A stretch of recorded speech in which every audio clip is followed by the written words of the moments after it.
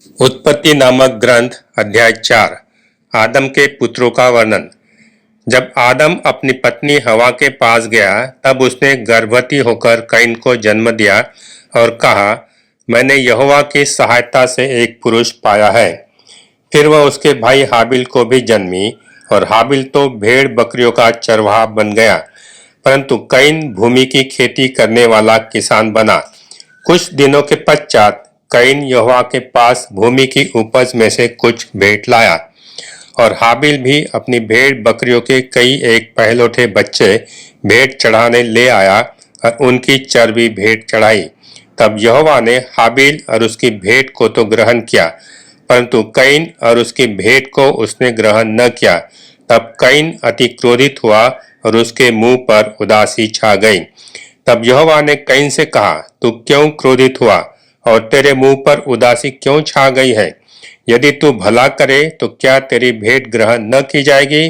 और यदि तू भला न करे तो पाप द्वार पर छिपा रहता है और उसकी लालसा तेरी ओर होगी और तू उस पर प्रभुता करेगा। तब कैन ने अपने भाई हाबिल से कुछ कहा और जब वे मैदान में थे तब कैन ने अपने भाई हाबिल पर चढ़कर उसे घात किया। तब यहोवा ने कैन से पूछा, तेरा भाई हाबिल कहाँ है? उसने कहा, मालूम नहीं, क्या मैं अपने भाई का रखवाला हूँ? उसने कहा, तूने क्या किया है? तेरे भाई का लहू भूमि में से मेरी ओर चिल्लाकर मेरी दुहाई दे रहा है। इसलिए अब भूमि जिसने तेरे भाई का लहू तेरे हाथ से पीने के लिए अपना मुंह खोला है, उसकी ओर से तू श्रापित है। चाहे तू भूमि पर खेती करे तो भी उसकी पूरी उपज फिर तुझे न मिलेगी और तू पृथ्वी पर बहेतू और भगोड़ा होगा। तब कैन ने यहोवा से कहा, मेरा दंड सहने से बाहर है। देख, तूने आज के दिन मुझे भूमि पर से निकाला है और मैं तेरी दृष्टि की आड़ में रहूंगा और पृथ्वी पर बहेतू और भगोड़ा रहूंगा और जो कोई मुझे पाएगा मुझे घात करेगा। इस कारण यहोवा ने उससे कहा, जो कोई कैन को घात करेगा उससे 7 गुना पलटा लिया जाएगा। और यहोवा ने कैन के लिए एक चिन्ह ठहराया, ऐसा न हो कि कोई उसे पाकर मार डाले। तब कैन यहोवा के सम्मुख से निकल गया और नोद नाम देश में जो अदन की पूर्व की ओर है रहने लगा। जब कैन अपनी पत्नी के पास गया तब वह गर्भवती हुई और हनोक को जन्मी।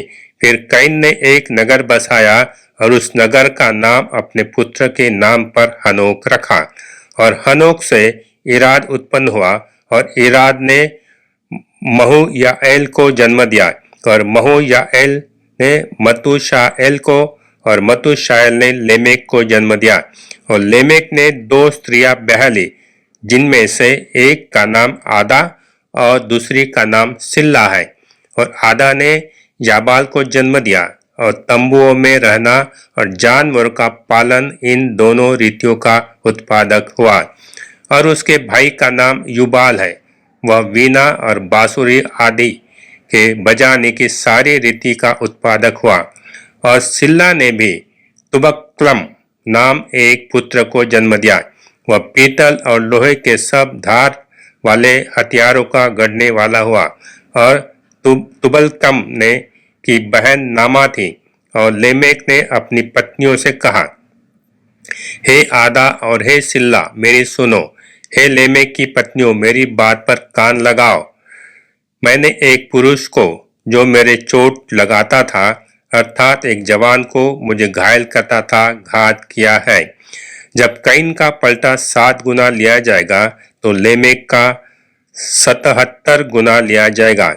और आदम अपनी पत्नी के पास फिर गया और उसने एक पुत्र जन्म दिया और उसका नाम यह कहके सेत रखा कि परमेश्वर ने मेरे लिए हाबिल की संति जिसको कैन ने घात किया एक और वंश ठहरा दिया है।